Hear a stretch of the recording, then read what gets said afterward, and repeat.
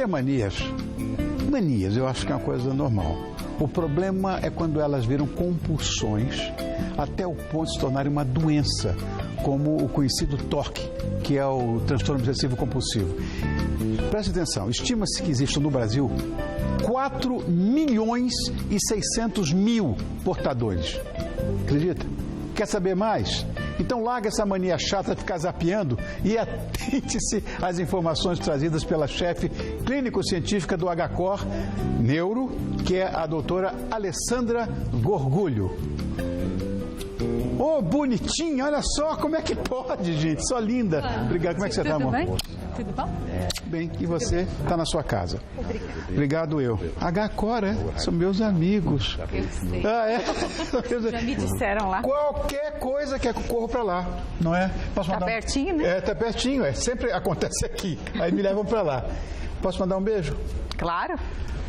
Antônio Carlos Kifuri, meu irmão, um beijo.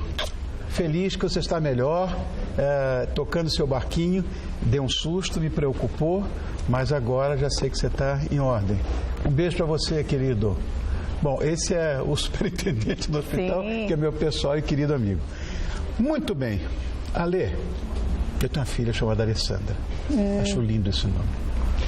Que bom, já comecei bem, então. Nem sempre eu acho que é fácil diferenciar uma mania de uma doença mais séria. Em primeiro lugar, eu queria que você me falasse da sintomatologia do famigerado TOC, né?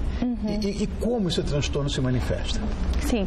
Bom, essa doença, ela é caracterizada, e vem bem descrito no nome, por obsessões. Então, são pensamentos que vêm na mente dessa pessoa e, classicamente, eles podem ser do domínio da limpeza, então, esse medo de contaminação, de se preocupar se está sendo exposto a alguma doença, ou da parte de checagem. Então, eu vou checar se realmente o fogão está apagado, porque se não tiver pode acontecer alguma coisa ruim comigo, com alguém da minha família. São pensamentos obsessivos, então a pessoa tem um pensamento que ela julga que vai ser mal, então ela tem que contrapor a um pensamento positivo.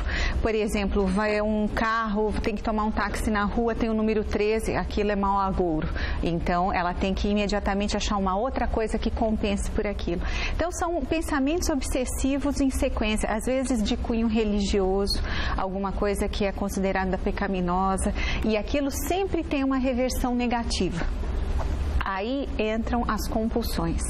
Isso gera uma ansiedade imensa e a pessoa se vê obrigada a ter uma atitude que serve muito pouco para aliviar aquele pensamento obsessivo.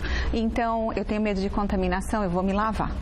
Então eu lavo a mão, depois eu tenho que lavar o braço, aí eu tenho que ter um ritual para tomar banho. Raul de Rios, que lavava a mão até sangrar. Isso, exatamente. E às vezes chega a um ponto que a pessoa, porque tem que entrar nesse ritmo de ter que fazer esse ritual na hora do banho, aí passa a evitar de tomar o banho.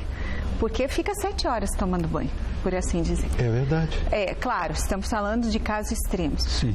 O outro pensamento, por exemplo, se eu não checar 15 milhões de vezes que a porta está fechada, alguém pode entrar e pode matar meus pais. Um ente querido. Tem então, negócio de cor, né, Alessandra? Tem. Cor também, né? Tem vários subtipos de checagem. Então, a pessoa não consegue, ela reconhece, tem vergonha, sofre com esses sintomas, mas ela não consegue se conter de não executar essas ações que são as chamadas compulsões. Tem um famoso amigo meu, artista muito famoso, que ele levava o talher dele no bolso, porque levava a comida dele, a cor, ele não podia, uma cor é proibida. Enfim, só pode usar determinado tipo de cor. Um artista muito famoso e tal, amigo meu, e isso me assustava muito. Deixou de falar comigo porque eu comprei um carro numa cor que não servia. É muito engraçado isso. E trágico ao mesmo tempo. Trágico.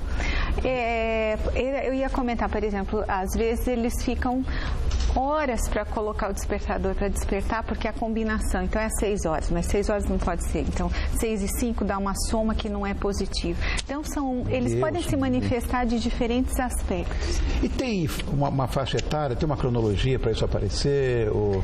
Sim, o clássico é de aparecimento durante a adolescência, né? Uma média mais ou menos em torno de 17 anos, isso é muito variável. Todavia, é bem reconhecido que isso existe na infância.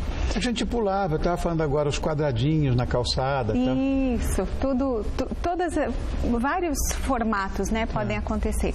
E o transtorno obsessivo-compulsivo, ele acomete de 2 a 3% da população. Gente, é muita coisa. É muita coisa, mas e também é considerada uma das 20 top causas de queda de qualidade de vida em indivíduos adultos jovens. Então, o impacto disso é muito importante. Mas ele pode ser diagnosticado em crianças com 5 anos de idade. Essa é a média de idade de aparecimento na infância. Só que, felizmente, muitos estudos têm aparecido na literatura reforçando sobre o diagnóstico, critérios, etc. E mostrando que com 5 anos você já tem um quadro pleno, que pode ser reconhecido. Você estava falando agora há pouco, não, mas esse num caso extremo, nos casos extremos acontece isso. Porque existe uma evolução do transtorno, ou vou tentar falar, existem tipos? Veja, todos nós, faz parte da nossa personalidade várias das características que a gente vê em várias das doenças que têm diagnóstico psiquiátrico. Então, essa questão de ordem, simetria, organização, isso é uma coisa boa. Todos nós temos que ter um pouco, senão a gente não estaria aqui. Lógico, né? Agora, quando que isso se torna patológico? Quando isso passa a ser o centro da vida da pessoa. Isso é tão obsessivo que aí a pessoa não consegue mais chegar no horário para trabalhar, porque tem uma série de rituais para ela conseguir sair de casa para ir trabalhar. Meu Deus do céu, isso é terrível. Eu estou aqui com uma matéria da revista Isto É, dizendo que os médicos brasileiros estão realizando um procedimento cirúrgico para tratar casos mais graves. Isso. Existe cirurgia para transtorno obsessivo compulsivo? Existe. Na verdade, o primeiro caso, a primeira neurocirurgia, eu sou neurocirurgiã, que foi feita para transtorno obsessivo compulsivo foi na França, por um neurocirurgião estereotáxico muito famoso, chamado Talay Hack, em 1949. Gente! Então, não é tão novo assim. Tá. Depois, na Suécia, o Lars Leksell, que é a pessoa que criou, né, cunhou o termo de radiocirurgia e criou o equipamento chamado Gamma Knife, que é o mesmo aparelho que nós estamos usando no HCOR para esse estudo. Em 1953 ele publicou 2 casos que ele tratou. E aí, por conta daquele uso inadequado de indicação de cirurgia para pacientes psiquiátricos, que todo mundo conhece bem a história, a psicocirurgia passou a ser vista com muita desprezo, né? E parou-se de fazer. Placa. Muita gente já fez? Modernamente, a psicocirurgia começou a ser refeita mais recentemente, a partir dos anos 2000. E com essa técnica que a gente está usando de radiocirurgia, deve ter sido feitos provavelmente uns 80 a 100 casos, com bons resultados, porque nós estamos falando de uma minoria das pessoas que têm esse diagnóstico, mas uma minoria que sofre demais, que é resistente ao tratamento disponível. Veja que no Brasil nós temos mais de 5 milhões, né? Então, pelo que você falou, fiz a conta já. Mas, então, é interessante essa história. Puxa, isso é uma pauta que deveria voltar ao programa, porque eu estou meio que encantado com essa história, não é? Enfim, quero te agradecer muito, Magina, tão linda, tão jovem, neurocirurgiã, né? E eu só queria dar uma palavrinha. Fala, querida. Que nós estamos, então, realizando esse estudo no HCOR, junto com os psiquiatras, porque, obviamente, é uma doença psiquiátrica, eles são os regentes da orquestra. E esse é um estudo conjunto que a gente faz no HCOR em associação com o Instituto de Psiquiatria do HC. O HC junto, olha que bacana. Então, eu quero agradecer mais uma vez a presença da chefe clínico-científica do HCOR Neuro, doutora Alessandra Gorgulho. Obrigado, Ali, por ter vindo. Obrigada. Adorei essa história. Oh, meu Deus do céu.